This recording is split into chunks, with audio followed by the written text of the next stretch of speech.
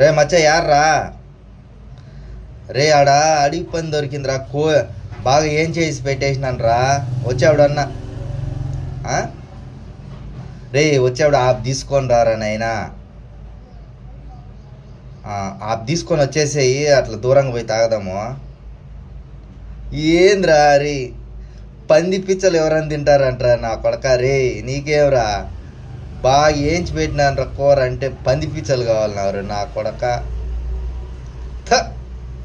అరే ఎవరైనా తింటారా?